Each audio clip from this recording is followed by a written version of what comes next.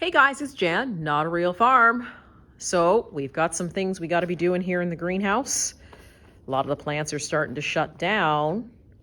As you can see, the tomatoes in the back, they are done. We're going to go through and pick some of the green ones today and get those out of here along with whatever peppers are left. I see there's a nice red one over there.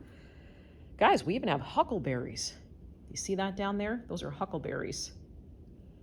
So the greenhouse isn't doing too bad, but it's, at that time where we just need to start pulling out some plants now.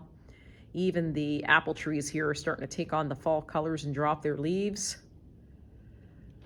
So guys, it's chow time.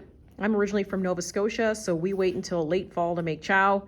We pull in all the vegetables that are sort of left outside or in the greenhouse, and that's how we make our chow. So today we're going to be pulling out peppers, green tomatoes, red tomatoes, just for a little bit of color.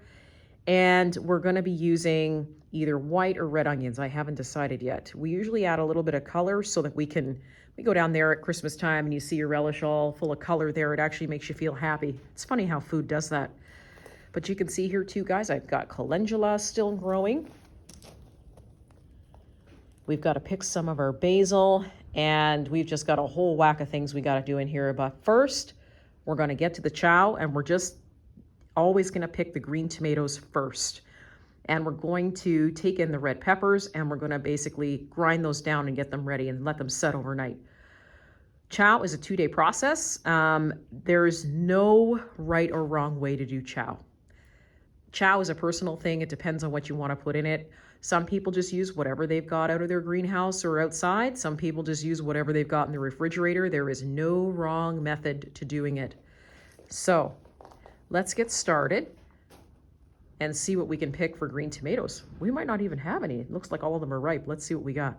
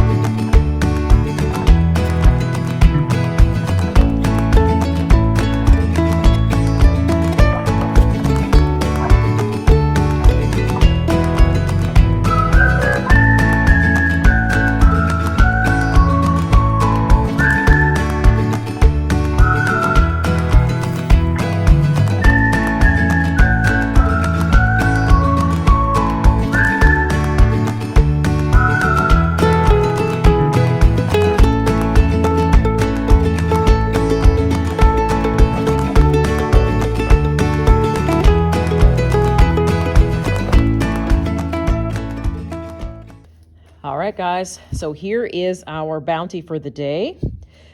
We've got plenty of green tomatoes to actually make chow, so we'll be able to get a couple, maybe 2 or 3 liters out of this. And what we're going to be doing is we're going to be adding the pepper in with it, and we're going to be adding red onion to it as well. I don't know if you guys remember, but about 4 months ago, Miss Lippy issued that chow challenge. So Not a Real Farm is 4 months behind, but we're here and we're going to make our own spin on chow. And remember, guys, there is not a wrong way to do chow. It's a personalized thing. It's usually different even for me year to year, depending on what I have available. So let's get to it. Let's go have some fun and use up the last of the vegetables for the season. See you guys in the kitchen. Okay, guys, so here is my hodgepodge of stuff that we're going to use for the chow. We've got green tomatoes. I do have a hot wax. I'm not going to put that in there. I might give the chow a little kick, and it does taste good with the sugars and the spices, but we're not going to do that this time around. So it's mostly going to be green pepper, green tomato. We're going to kick in a little bit of red tomato for color. And I have my indigo rose tomato, which happens to give you a little bit of a purpley sort of color. We have those up in the store too, but these are actually really tasty. They're not very big. They're about the size of a golf ball, but boy, will it give your chow a nice sort of color to it. So the other thing that we're going to want to do with the chow is pick any onions that you like, whatever you've got on hand. So we will be using a red onion in our chow, but I've got to process all these first, and you're going to see at the end of it just how colorful they'll look, and then we'll add the onions. Now just remember guys, there is no right or wrong way to make chow. When I started making this a long time ago with my own mother, we used to actually sit around. One person would chop down the tomatoes, the other person would grind onions, and it was a really long, tedious process. And then I realized, hey, somebody please tell me why we're not using the food processor. So if you've got a food processor and you don't want to spend, 2-3 hours in the kitchen sort of putting this together, because the first day, depending on how much tomatoes and produce you have, you might spend that amount of time just washing, cleaning, chopping, and tossing it all into your bowl. Use a food processor. It goes so much faster. My channel probably should be called Food Processor Girl because everything I do is in the food processor if it's something like this that we can get done faster. So I'm going to put the camera in fast mode because it's going to take me a little while to chop in half. And then you guys will see the end result as to what your chow could look like before you cover it over and leave it for the night. Here we go.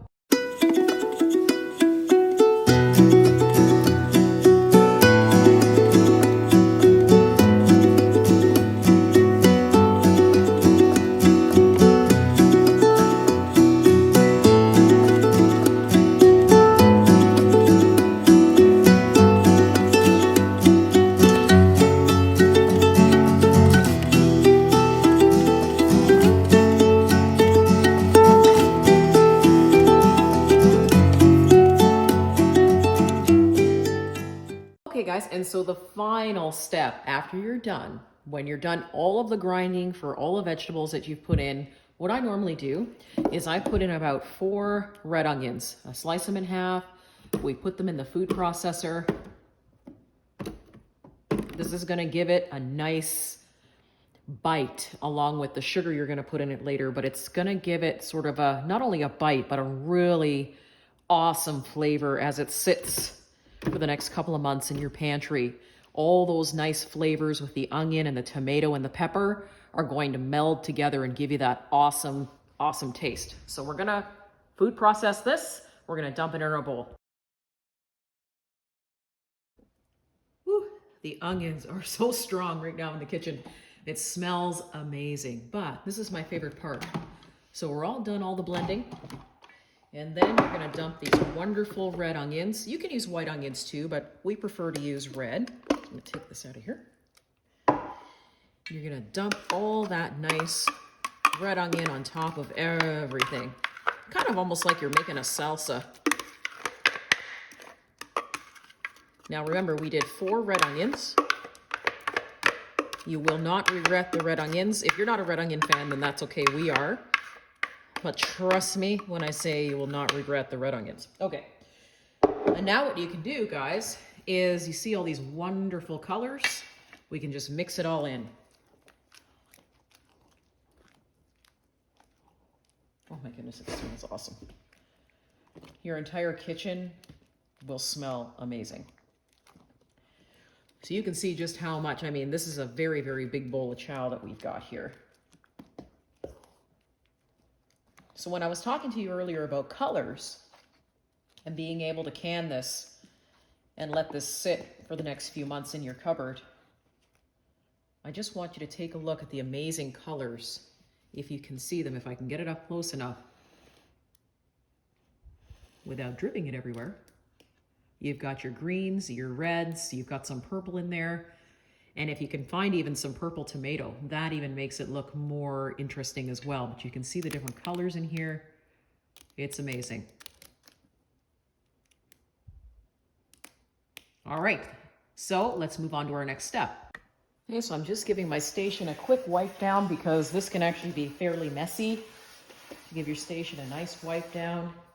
And then what we're gonna do is we're gonna take the bowl.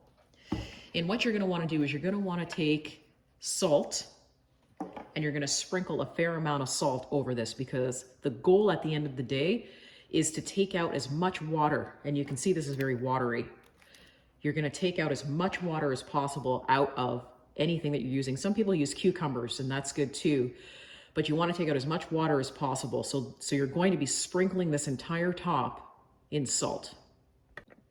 So what I like to do is I just like to give it a little sprinkle. And remember guys, it's gonna look like a lot of salt that I'm putting on here, but you also have to remember you're rinsing this the next day, so this salt does not stay. The goal is to remove the water, okay? So we're gonna put the salt over it. And now, I gotta grab a towel. What you wanna do is you're gonna let this bowl sit for 24 hours, but you're gonna cover it up. So we're gonna take this, we're gonna cover it up. Okay, and it's gonna stay on your counter or somewhere where it's gonna be undisturbed for 24 hours so that so the salt can do its job. And that's it, guys. So this is day one of what to do with your chow. This is the best part because you sort of get to set it aside and go do other things, but you're gonna let it sit for 24 hours. You're gonna let that salt take some of the water out of the plants that you've just used, and then we're gonna rinse it in the morning. But that's it. So we're done day one, guys. I hope you enjoyed it. If you have any questions, pop them below. You can also send me an email at info@notarealfarm.ca. Please feel free to contact me. This is awesome. Can't wait to go to day two because day two is when we get to taste test, and that is the best. See you guys tomorrow. Lippy, you watching? See you soon.